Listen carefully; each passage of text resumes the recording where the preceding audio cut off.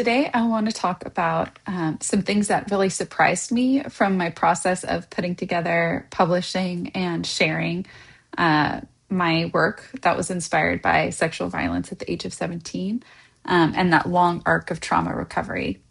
So, literally, more than like 20 plus years of poems. But they're condensed down. I only selected the ones that kind of fit this arc and to me represented the diversity of the trauma recovery experience for myself. And it's funny because I work with trauma professionally. It's something that I'm passionate about and I specialize in. But I was still surprised by a lot of the personal and kind of professional stuff that came up around this collection. And I thought it might be helpful to share what I thought of. So I didn't realize this at the time that I was putting these poems together. But when I look back at them now, I see a lot of the different elements of trauma recovery in the poems. So, for example, I have poems on kind of like heartbreak and on like the power of negative beliefs and how, beliefs can become our truth and how often we don't even recognize like that process of coming to believe things that are harmful for us. I also have, poems on like that initial reckoning of dealing with the trauma. So there's one in here. This one has the most trauma content in it, the poem 17, because I wrote that right after I had reported what happened to me to the police. So it's obviously like a pretty intense poem. But I also have poems on just dealing with like the intense emotions, also managing grief, like the loss of my grandfather, navigating that kind of wanting to go home feeling. And as an adult, never really being able to go home to like what that childhood home is. I also have some poems in here on my own relationship with my oldest daughter because I feel like relationships, right? They can both be like a source of kind of pain and suffering, but also a source of healing and growth. Um, and I feel like we can't work on trauma recovery without working on attachment. And so I think it's really cool that like this, my poems are, they involve different relationships in my life that are important to me. I also have like some poems on different elements of the recovery experience, like finding out information about the perpetrator that was, and just kind of how like my present day life is sometimes interrupted by the past trauma. I also have like a poem on hiking because, to me, nature and being outside in nature is a really important part of my recovery and my relationship to my body. There's some things like so powerful to me about being outside and hiking and just like me, myself, and I kind of thing, right? But in this natural environment, so powerful. And then I also have, one on healing, like my work with my own therapist, who helped me the most, and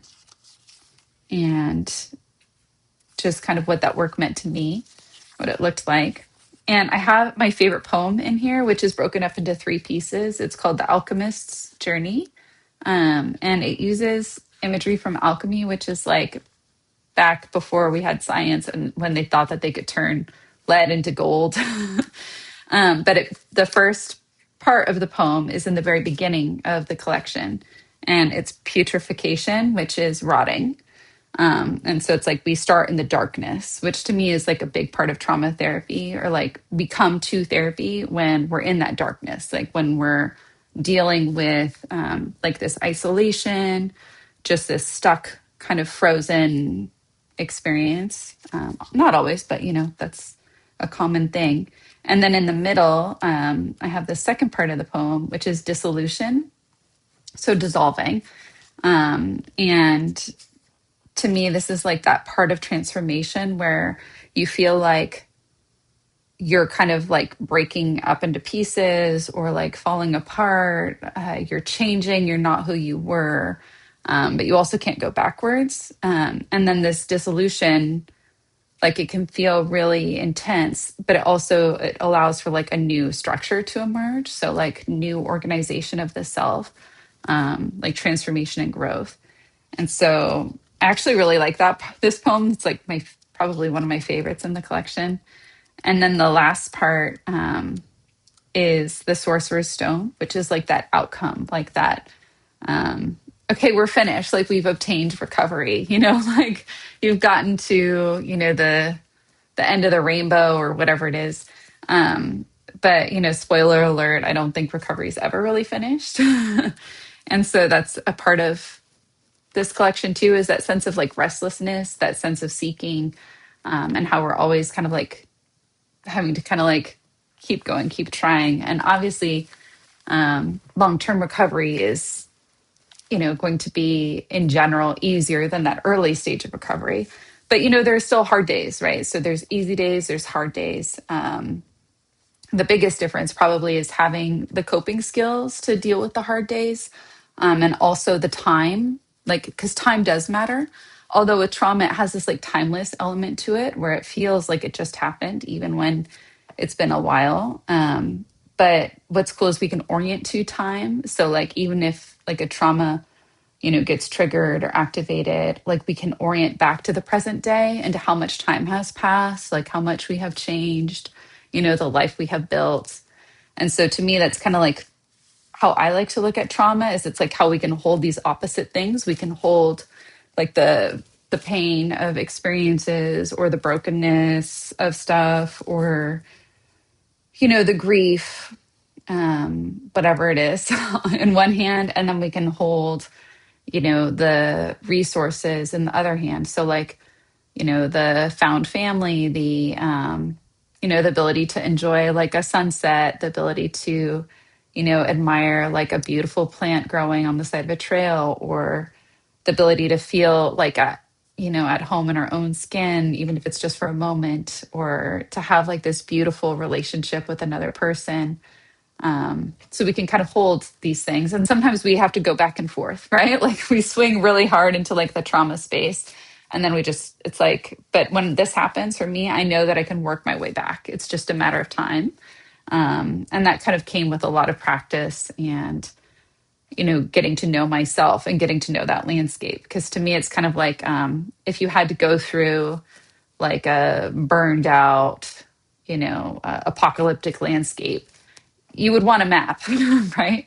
And to me, a big part of like trauma recovery is getting to know that landscape, and being able to find like our way out. So to be able to go into it, do the work we need to do, find our way out.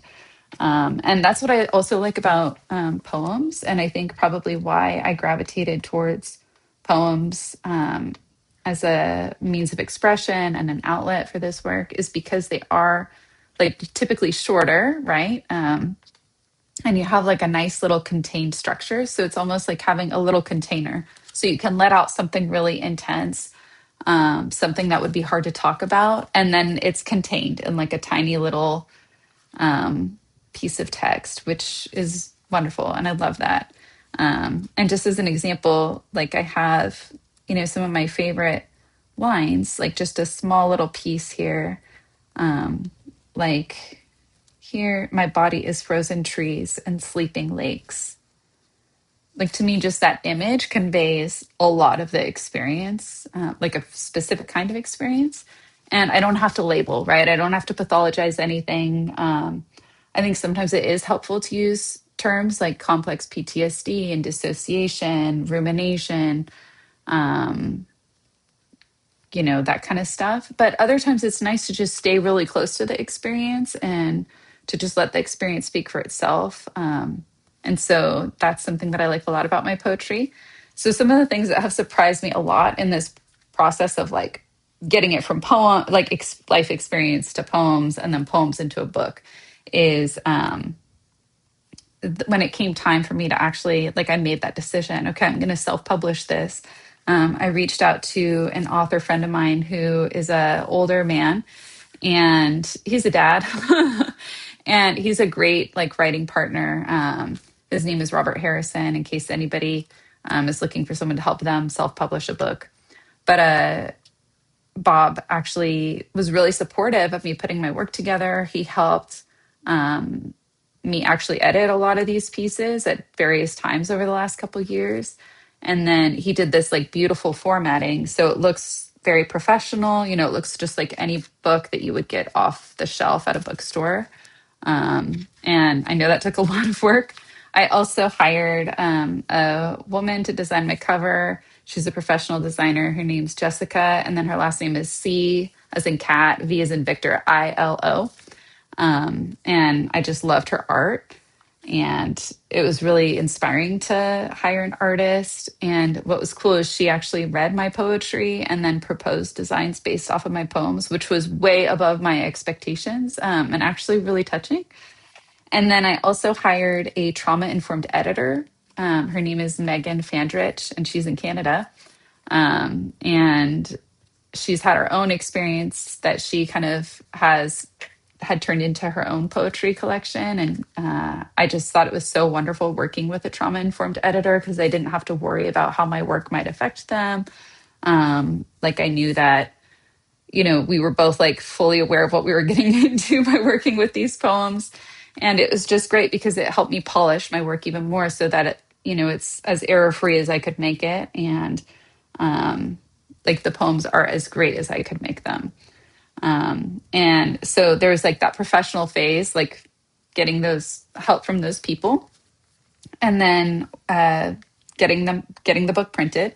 Something else that was kind of interesting for me was I decided to reach out to the local Encinitas paper and ask if they would be open to like interviewing me on my book because I always like to read the book reviews when I get a copy of the paper. And the Karen Billings, who does the reviews that I read the most often, she was willing to interview me, and so that was really amazing. And it was also a little like I was kind of nerve wracked about doing it because I'm a pretty personal person, and you know, it seemed a little intense for me to kind of put this aspect of my life out there, but also like I chose to publish the book, right? And I've done a lot of listening to marketing on books, and they were like, you know, if you're going to publish your book, you really have to be ready to stand by it. And so I was like, okay, I'm going to stand behind my work. I'm going to support my work and celebrate my work and talk about my work. And then what was really funny is my mind was like, Kristen, what about the stigma? Like, there is a huge stigma about sexual violence and being a sexual violence survivor. You know, it's used so often as a plot device in like movies and books and TV shows, but like, how often do you hear someone openly identify as being in long term recovery and a survivor of that? You know, not that often, it's not every day. And I have had to work through some stigma just because I have like some visible scars on my arms and legs. And so, you know, I've had to like answer questions from people, you know, who feel brave enough to ask those kinds of questions over the last, what, 15 years or more than that, probably at this point. Don't make me think about how old I am. But I have had some experience addressing stigma just because of that, being asked about self harm scars and, you know, having to just kind of briefly address it with boundaries. So I was like, okay, I can confront stigma. I can do the work, right? And it's actually been really beautiful sharing about my story kind of in a brief way, in a boundaried way that kind of acknowledges like the impact it had on my life, um, but in like a right-sized way, you know? So not like too dramatic or too, you know, where I feel like it's kind of blown out of proportion, but also like acknowledging, you know, the severity of it and how it really did, you know, change the direction of my life pretty significantly. I definitely wouldn't have like the career I have today. There's so much about my life that would have been different, I imagine, if I hadn't had that experience. And so that was kind of cool, like actually having to confront new little pieces of this stigma or my internal shame around this that I hadn't unpacked already. That was a surprise. I also, it was funny. I was like, okay, I should go to my local Barnes and Noble and ask if they would consider carrying this, because that's what you do when you back your work. And so I did. I went to the local Barnes and Noble, and the only like salesperson available was a man, and probably not my target audience. He doesn't read poetry. It's not into like emotional material, he told me, but he was so nice, the nicest person. He actually like looked at my book because I brought a copy to give them so they could take the time to like look at it and consider it. He looked at it. He asked me questions about like the writing process. He seemed genuinely interested. He did not ask me any cringy questions, which I am very grateful for. And it was actually a very cool experience because I got way out of my comfort zone, even just like talking to him about it. And he was probably a little uncomfortable too, I might imagine. But he, it was really nice. It was honestly like a corrective experience because I was not shamed. I was not made to feel less than. And it was really great. So shout out to uh, that person from Barnes and Noble, who I probably won't cross paths with again, but you never know. That was really cool. And so I've also heard like from people who have read my book. So some fellow survivors have like left reviews for me on NetGalley or Goodreads. And that's been really impactful for me because it's like if this speaks to even just a few people, then it will have been worth like the time and the, money I paid to the professionals to help me put it out into the world. Um, that's pretty amazing. That was really powerful for me to read those reviews, and I'm just really grateful for it. And it's kind of funny because if you look for publishing advice on poetry, you will see people just say like, "Don't publish poetry because you're not going to make any money off of it." And so I went in with that expectation of like, I'm not going to make money off of my poetry. And I was really aware of my purpose. And my purpose was I want to speak to my lived experience of recovery and that kind of long arc of recovery. The fact that, it's like, am I recovered yet? When does it stop kind of thing? When is it enough? And I wanted other people who had been through similar experiences to be able to feel like seen and heard if they picked up my poems. Um, and so, you know, that's the purpose. And I feel like if we're going to do this kind of stuff, it's good to know what is our purpose, what are we looking for? And I think the purpose has also helped me like navigate some of the stigma piece or the shame stuff that got activated by doing the work. And yeah, so that's kind of the big pieces that I've taken away from this journey so far. I'm trying really hard to kind of keep working on it. It's a lot easier to read about ways people share their work or get their book out into the world than it is for me to take the step and actually do the thing. But yeah, I wanted to share that. And I also just wanted to say that, if you are in recovery from trauma and you do happen to pick up a copy of my book, I hope that some of these poems are helpful to you or speak to you. And I also hope that, you know, um, like we're all able to just like, I don't know, be seen and heard and find safety and find joy and meaning in our life. The one thing too that I thought was really cool is I didn't realize this at the time, but I wrote this poem that inspired the title of this. So if you read it, you'll have to check out the poem, but the title of the poem is Used. And I wrote it, and then later I realized that it's kind of like a revenge fantasy. Um, and I actually wrote this poem from like I was in a little writing group and the prompt was a piece of trash. And my mind was like, I'm going to write from the point of view of a piece of trash. That's what I'm going to do. And this poem just like came out and I had to revise it. I had to revise it. But that piece of trash, like, and I think that actually corresponds a lot with like that trauma experience is it like unlocked that kind of trauma pocket of being like feeling feeling like a piece of trash or feeling broken or whatever it is. And I wrote this kind of like revenge fantasy, like symbolic, it's kind of like you'll just have to read it and see what you think for yourself. But it was funny because later on I realized, oh, I included like that's thematically, like from a recovery perspective, that's what that poem is. Um, I'm not a very vengeful person, but we are complex. Everyone is complex. There's so many different emotions and sides to everyone. And so, yeah, I hope that, I hope this was helpful to you in some way. And if you've been thinking about sharing your own like creative process, I hope that you find like people that can support you in doing so and that you can get like a safe and welcoming reception too. Thank you for listening to my video. And if you do want to get a copy of my book, it's on barnesandnoble.com, and then it's also available through Amazon. Thanks